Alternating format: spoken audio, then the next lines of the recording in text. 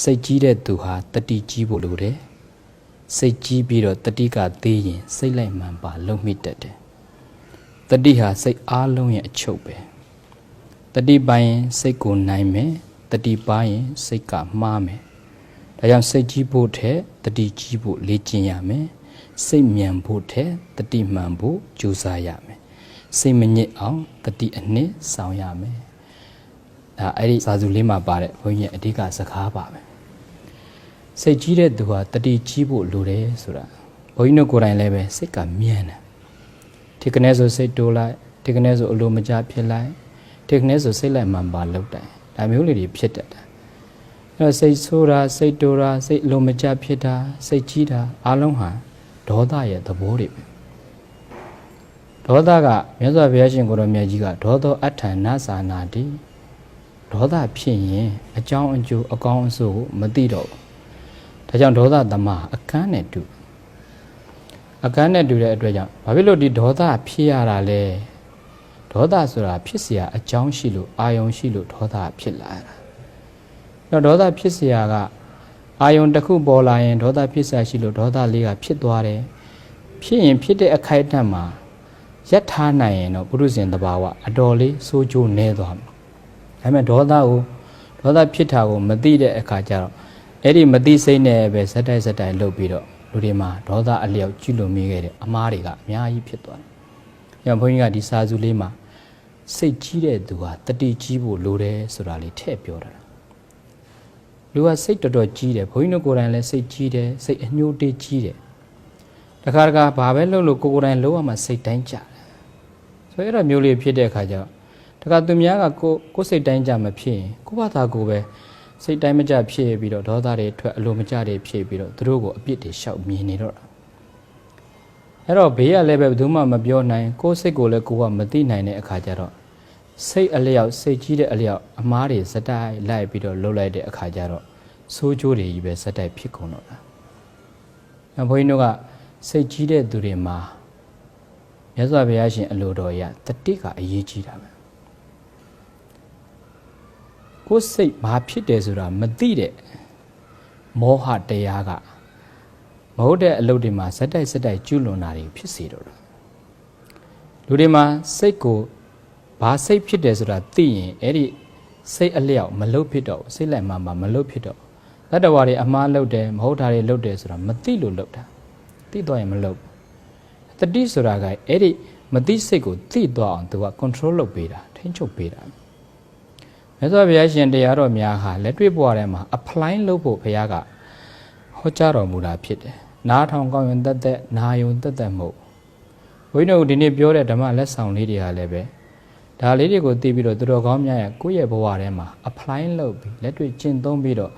နေထိုင်ကြမယ်ဆိုရင်အထက်အလျောက်မြတ်စွာဘုရားရှင်တရားတော်နဲ့ဘဝကိုငြိမ်းအေးမှုရစေသွားမှာအမှန်ပဲ။စိတ်ကြီးပြီးတော့တတိမကြီးဘူးတတိမရှိဘူးဆိုရင်စိတ်လိုက်မှန်ပါတယ်အကုန်လုံးရှောက်ပြီးတော့လှုပ်ဖြစ်တယ်တခါကြတော့လူတွေမှာဘာဖြစ်လို့ဒေါသထွက်ရတာလဲဘာဖြစ်လို့စိတ်လိုက်မှန်ပါလှုပ်ဖြစ်ရတာလဲဘာဖြစ်လို့စိတ်ဆိုးစိတ်တူဖြစ်ရတာလဲဆိုတော့သူကတခြားအာယုန်တွေကြောင့်လို့ပြောလို့ရဘသူကြောင့်ဘဝကြောင့်လို့လူတွေကအဲ့လိုထင်တာအမှန်ကတော့ကိုယ်တဏ္ဍာမှာရှိနေတဲ့ကိုယ်ဒေါသကြောင့်ဖြစ်တာကိုဒေါသကြောင့်ဖြစ်တာအပူဆိုတာတကယ်တမ်းကျသူများပေးလို့ပူတာမဟုတ်ကိုကယူလို့ပူတာကိုကခံစားလို့ဖြစ်တာကိုကမယူရင်ကိုကမခံစားရင်အပူဆိုတာမရဘူးအဲ့တော့ကိုအပူကိုအတိလေးနဲ့ညှိပြီးတော့နေမယ်ဆိုရင်အပူတက်တာမြတ်စွာဘုရားရှင်လက်ထက်ကအဲ့လိုပဲဒေါသအလျောက်တိတ်ပြီးတော့လှုပ်တတ်တဲ့ပုံနာကြီးတူရှိတယ်ဝိနုစာပေမှာတော့ဘာရဒွါစဘာရဒွါဇပုံနာကြီးကအစဲကျန်းတယ်တော်တော်အစဲကြည့်တယ်အကောသဘာရဒွါဇလို့ခေါ်တာဘလောက်ဒီဆဲလဲဆိုတော့ဒီနေ့မြတ်စွာဘုရားရှင်ကသူလာဆဲတာဘုရားရှင်ကိုအမျိုးလာဆဲတာဆိုတော့ပုံနာကြီးကစိတ်လိုက်မှန်ပါဒေါသအနဲ့ဘုရားကိုလာပြီးတော့တိုက်ခိုက်တာဆိုတော့ဒေါသနဲ့လာတဲ့သူကိုဘုရားကဒေါသနဲ့ပြန်မတုံ့ပြန်ဒေါသနဲ့ပြန်တုံ့ပြန်ရင်သူကမီးကိုမီးနဲ့ရှို့တယ်လို့အကုန်လုံးလိုက်ပြီးတော့သူလဲလောင်ကိုလဲလောင်ဖြစ်တယ်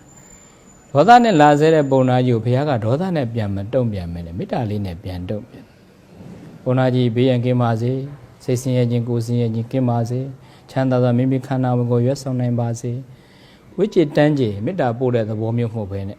တကယ်ကိုပဲစိတ်ထဲမှာရှင်းလင်းပြီးတော့လေကြည်လင်တဲ့စိတ်ကလေးနဲ့တကယ်ကိုပဲအကျိုးလိုလာတဲ့စိတ်ကလေးနဲ့ပုံနာကြီးကိုဘုရားကမေတ္တာပို့ဟိုဘက်ကပုံနာကြီးကမေတ္တာကိုပထမတော့လက်မခံနိုင်သူ့ဒေါသအလျောက်သူ့ဘာသူလောင်းပြီးတော့ဘုရားကိုအမျိုးမျိုးဆဲတာ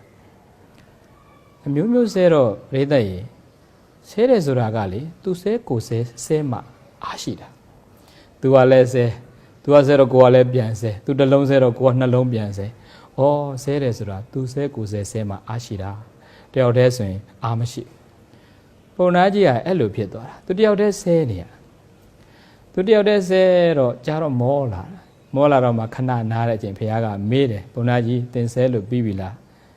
ပြီးတော့မပြီးသေးဘူးရှင်ဂေါတမဘာပြောမလို့ထွေတူးတော့ပြောစရာမြေပုံနာကြီးတဲ့သင်ကိုဥပမာတစ်ခုပေးမယ်တဲ့သင်အိမ်ကိုဆွေတော်မျိုးတော်တွေလာတယ်လို့ဆိုကြပါစို့အမျိုးဆွေလာတဲ့အခါမှာအိမ်မှာရှိတဲ့စားဝယ်တောက်ဖွယ်တွေနဲ့တဲခင်းအခန်းသူတို့ပြန်သွားတဲ့အခါအိမ်မှာရှိတဲ့လက်ဆောင်လေးတွေထုတ်ပြီးတော့သင်အမျိုးတွေကိုသင်ပေးလိုက်တယ်လို့ဆိုပါစို့သင်ပေးလိုက်တဲ့လက်ဆောင်လေးတွေကိုသင်အမျိုးတွေကယူမသွားဘူးဆိုရင်အဲ့ဒါတွေဘာမှကြံမလဲဘုရားကပုံနာကြီးမေးတော့ပုံနာကြီးကသူတို့ယူမသွားဘူးဆိုရင်တပည့်တော်ရှိမှပဲကြံမှာပေါ့တပည့်တော်အိမ်မှာပဲကြံမှာပေါ့ဖះအဲ့လိုပဲပုံနာကြီးတဲ့ခုနသင်ဆဲတာတွေငါလက်မခံဘူးဆိုရင်အဲ့ဒါတွေဘယ်သူမှကြံမလဲဆိုတော့ပုံနာကြီးတို့ဟာဟုတ်တာပဲငါမှပဲကြံမှာပေါ့ငါပဲခံစားနေတာငါပဲပူနေတာပါသောပေါက်သွားအဲ့ဒါပရိသတ်ကြီးမြတ်စွာဘုရားကဒေါသကိုမေတ္တာနဲ့တတိတရားနဲ့ပြန်တုံ့ပြန်လိုက်တာဆိုတော့ဒေါသဖြစ်ရင်အဲ့ဒီခုနပုံနာကြီးလိုပဲကျန်တဲ့လူကတော့ပူလားမပူလားမသိသေးဘူးဖြစ်ရင်ဖြစ်တဲ့သူကအရင်ပူတာဖြစ်တဲ့သူကအရင်ခံစားရတာပဲအဲ့ဒါကိုတတိမရှိဘဲနဲ့ဟိုဘက်ကဆန့်ကျင်ဘက်ကလူကသူဒေါသဖြစ်လို့ကိုယ်ပါလိုက်ဖြစ်ရင်သူကကိုယ်ပါပူသွားတာဒေါသကနှစ်ဦးလုံးကိုပူစေတာဖြစ်တဲ့အတွက်ကြောင့်တစ်ဖက်ကကိုယ်ဒေါသနဲ့လာရင်လည်းပဲကိုကတတိလေးကပ်ပြီးတော့ပြန်ထိန်းရထို့အတူပဲကိုယ်မှာဒေါသတွေထွက်တယ်ဆိုရင်လည်းပဲကိုယ်ဒေါသလေးတွေကိုတတိလေးနဲ့ကပ်ပြီးတော့မကျူးလွန်မိအောင်ထိမ့်သိမ့်ရ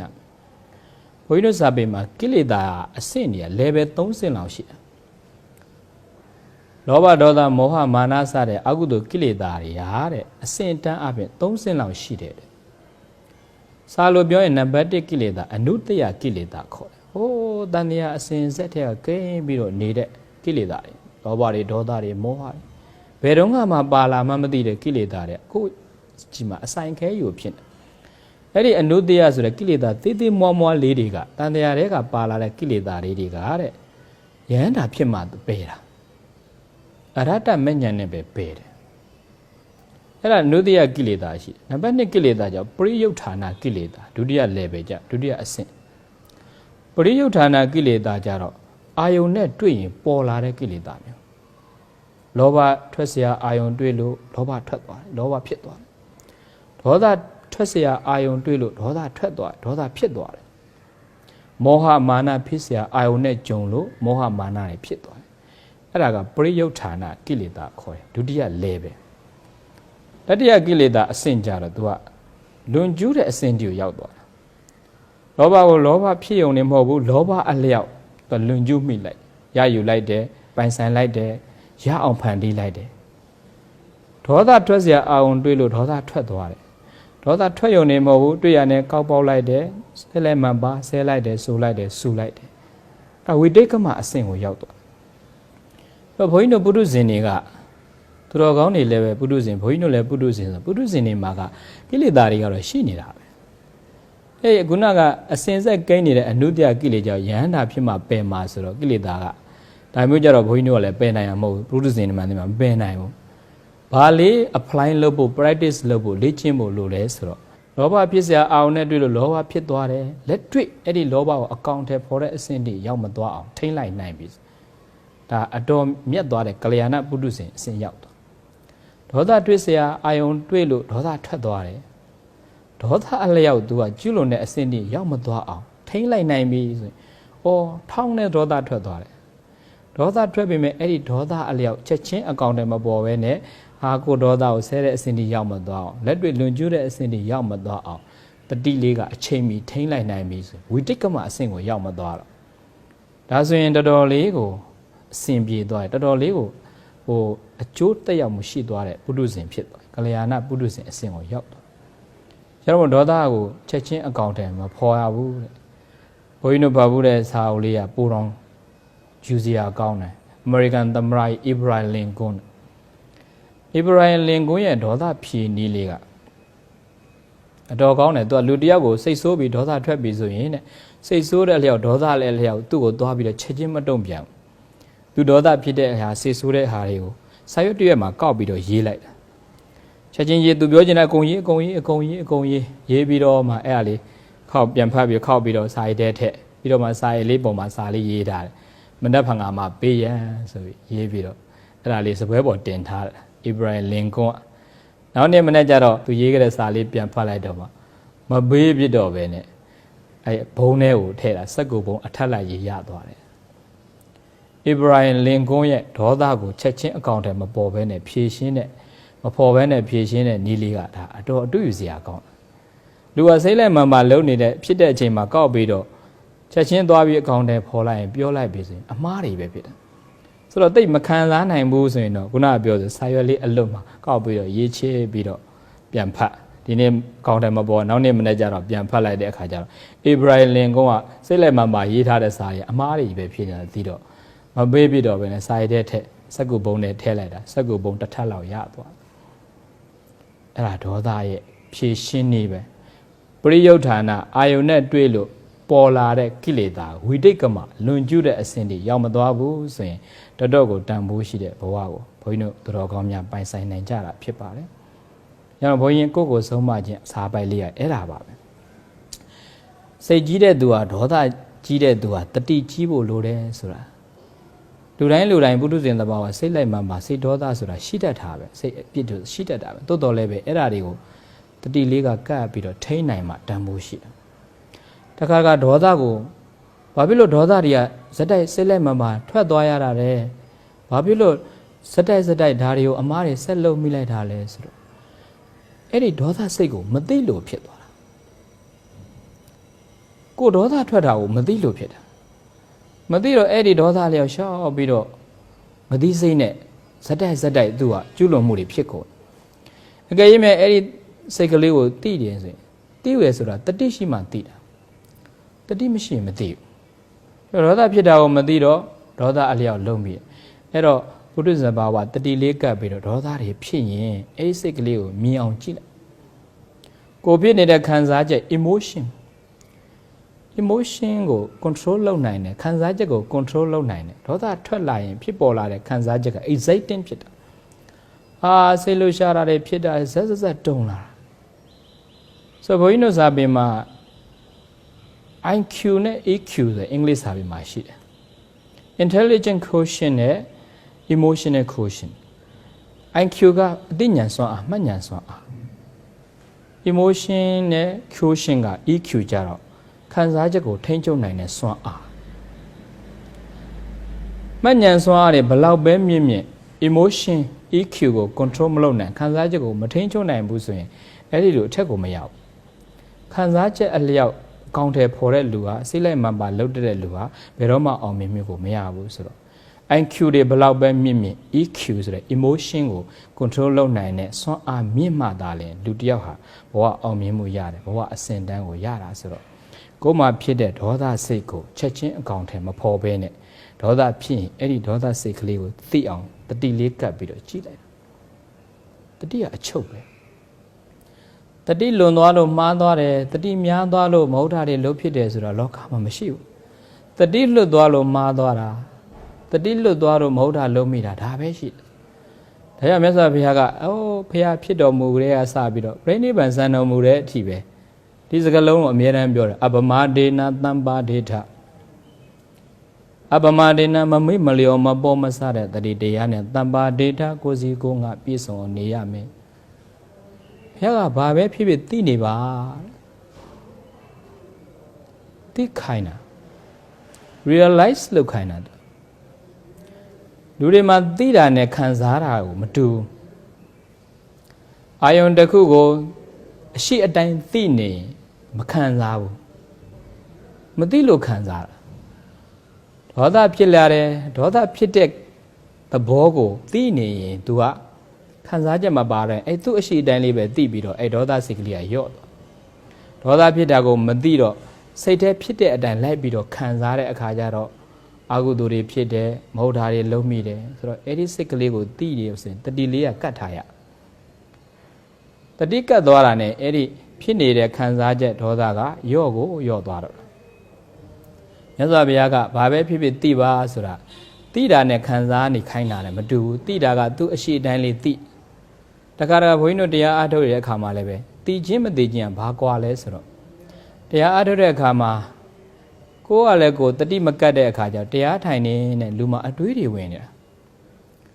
အတွေးတွေဝင်နေတာကိုအတွေးကိုမသိတဲ့အခါကျတော့တဏှာကြီးတရားထိုင်နေအဲ့အတွေးတွေကလိုက်ပြီးတော့ရှောက်ပြီးတွေးနေတာအဲ့အတွေးတွေနဲ့တဏှာကြီးတရားထိုင်နေတခါကျရင်နိုင်ဝက်ကြော်ထိအတွေးကိုမသိဘူး45မိနစ်အတွေးကိုမသိဘူးမိနစ်50လောက်တည်းမသိဘူးတတိလေးပြန်ဝင်လာတော့ဟာငါတွေးနေပါလားလို့သိလိုက်တဲ့အခါမှာတွေးတဲ့စိတ်ကမရှိတော့ဘူးသိတဲ့စိတ်ကလေးကရောက်လာဟောတတိကပြန်ဝင်သွားတဲ့အခါကျတော့အတွေးစိတ်ကပျောက်သွားတယ်ဘုရားကအဲ့ဘာပဲဖြစ်ဖြစ်သိပါစေဆိုတာဘလို့ emotion ဘလို့ခံစားချက်မျိုးပဲလာအဲ့ဒါလေးကိုသိလိုက်လို့ရှိရင်ဒေါသစိတ်ကိုသိရင်ဒေါသကစိတ်မထွက်တော့လောဘဖြစ်တာကိုသိရင်လောဘကရှိကိုဆက်မသွားတော့မောဟမာနဖြစ်တာကိုသိရင်မောဟမာနတွေရှိကိုမဆက်တော့မသိလို့ကိုအဲ့လောဘအလျောက်ဖြစ်တာဒေါသအလျောက်ဖြစ်တာမောဟမာနကြောင့်ဖြစ်သွားတာဆိုတော့မြတ်စွာဘုရားရှင်ရဲ့သဘောကတော့လူတော်အရတော့ emotion ဘလို့ခံစားချက်မျိုးပဲလာအဲ့ဒီခံစားချက်ကိုသိအောင်ကြိုးစားပါသိရင်ခံစားချက်ကစိကိုဆက်မသွားတော့ခံစားချက်ကယော့သွားစိတ်ကြီးတဲ့သူဟာတတိကြီးဖို့လိုတယ်တတိသေးရင်စိတ်လိုက်မှန်ပါလှုပ်တတ်တယ်ဆိုတော့ဘုန်းကြီးတို့ကအဲ့ဒီကိုယ့်ကိုဆုံးမခြင်းအပိုင်းမှာအဲ့ဒါလေးကိုအထူးပြုပြောထားတတိဟာစိတ်အားလုံးရဲ့အချုပ်ပဲဆိုတော့တတိမပါရင်ဘယ်လိုစိတ်ပဲဖြစ်ဖြစ်အမျိုးမျိုးပေါ်လာတတိရှိနေရင်အဲ့ဒီပေါ်လာသမျှစိတ်တွေကိုတတိက control လုပ်ပေးတဲ့အတွက်ကြောင့်ကိုယ်ပေါ်မှာရှိနေတဲ့ဖြစ်ပေါ်လာတဲ့ခံစားချက်ကိုတတိလေးကနိုင်သွားတဲ့အခါကျတော့စိတ်ကြောင့်ဖြစ်ပေါ်လာမယ့်အမှားတွေကိုမရှိတော့ဘူးတတိပိုင်ရင်စိတ်ကိုနိုင်မယ်တတိပါရင်စိတ်ကမှားမယ်ဟောဒီစကားလေးကသိပြီးတော့တန်ဖိုးရှိတယ်တတိပိုင်ရင်စိတ်ကိုနိုင်မယ်တတိပါရင်စိတ်ကမှားမယ်ကိုကဒီတတိလေးကိုပိုင်ထားရင်ကိုယ်စိတ်ကလေးကိုကိုကနိုင်သွားတယ်တတိမြန်ရော့သွားတာနဲ့အဲစိတ်ကမှားတော့တာအမှားတွေလုံးမိတာဒါကြောင့်စိတ်ကြီးဖို့ထက်တတိကြီးဖို့လေ့ကျင့်ရမယ်စိတ်မြန်ဖို့ထက်တတိမှန်ဖို့ကြိုးစားရမယ်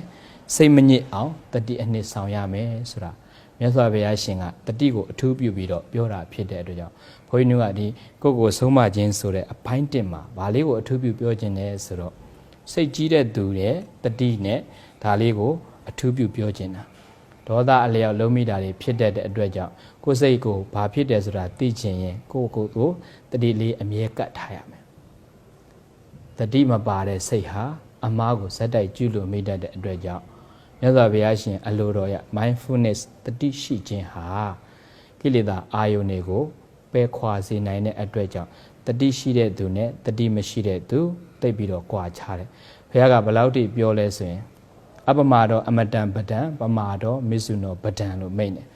အပမာတော့တတိမရှိတဲ့သူမိနေတဲ့သူဟာတဲ့ပမာတော့မစ္ဆုနောပဒံတည်နေတဲ့အတူတူပဲတူတူပဲတဲ့တတိမရှိတဲ့သူဟာတည်နေတဲ့သူနဲ့အတူတူပဲတဲ့ပမာတော့မစ္ဆုနောပဒံမမေ့တဲ့သူကတော့နိဗ္ဗာန်ကိုသွားနေတာနဲ့အတူတူပဲဆိုတော့တို့တွေကမေ့နေတဲ့သူလားမမေ့တဲ့သူလားမေ့နေရင်အသက်ရှင်နေပေမဲ့တည်တာနဲ့အတူတူပဲမမေ့တဲ့သူကတော့အသက်ရှင်နေပေမဲ့တည်ခြင်းကင်းရာနိဗ္ဗာန်ကိုသွားနေတာနဲ့အတူတူပဲဆိုတော့အဓိကဘုရားရှင်ကိုယ်တော်မြတ်ကြီးကတတိကိုအထူးပြုပြီးတော့အမြဲတမ်းလက်ကင်ထားစေချင်တာပဲတတိပဋ္ဌာနာတုတ်ရဲ့အချုပ်လုံးကလည်းတတိကိုအထူးပြုခိုင်းတာပဲအဲ့ဒီတတိပဋ္ဌာနာတုတ်မှာလာတာကစကလုံးလေးတစ်လုံးနဲ့ပဲယထာဘူတံပါဇာနာတိယထာဘူတံအရှိကိုအရှိအတိုင်းပါဇာနာတိသိရမယ်တဲ့ ကိုယ်စိတ်မှာဘာပဲဖြစ်ဖြစ်စိတ်မှာပဲဖြစ်ဖြစ်ရုပ်မှာပဲဖြစ်ဖြစ်ဖြစ်သမျှပေါ်သမျှအရာတွေကိုဖြစ်စေဖြစ်ကြိုက်ပေါ်စေပေါ်ကြိုက်မှာသူ့ရဲ့အရှိအတိုင်းလေးပဲလိုက်ပြီးတော့သိရတယ်တဲ့အဲ့ဒါကိုတတိပဋ္ဌာန်ဝိပဿနာဆိုတာအဲ့ဒါပဲပြိတ္တိစိတ်နဲ့ရုပ်မှာပေါ်သမျှအရာတွေကိုဖြစ်စေဖြစ်ကြိုက်ပေါ်စေပေါ်ကြိုက်မှာသိရင်ဒါတရားပဲဆိုတော့ကိုယ်စိတ်ထဲမှာခုနကဖြစ်ပေါ်တဲ့ emotion ကြောင့်ခံစားချက်ကြောင့်ဖြစ်ပေါ်လာတဲ့စိတ်လိုက်မှပါလှုပ်ထားတယ်ဒေါသအလျောက်ဖြစ်ပေါ်တာတွေကိုတတိလေးကပ်ပြီးတော့အဲ့ဒီတတိကိုအဲ့ဒီစိတ်ကလေးကိုတတိလေးနဲ့နိုင်အောင်ထိန်းထားပြီးဆိုရင်တတိကနိုင်သွားရင်စိတ်လိုက်မှပါလှုပ်ထားလဲလျော့သွားတော့မှဖြစ်တဲ့အတွက်ကြောင့်ကိုယ်စိတ်မှာဘာဖြစ်တယ်ဆိုတာတတိလေးကပ်ပြီးတော့မိမိကိုယ်ကိုအသုံးချမိမိကိုယ်ကိုနှလုံးလှအောင်ကြိုးစားပြီးတော့အသုံးချပြီးဘဝတလန်းမှာတတိကပ်ပြီးတော့ချမ်းသာစွာနေထိုင်နိုင်တဲ့သူတော်ကောင်းများဖြစ်ကြပါစေကုန်တော့တတိ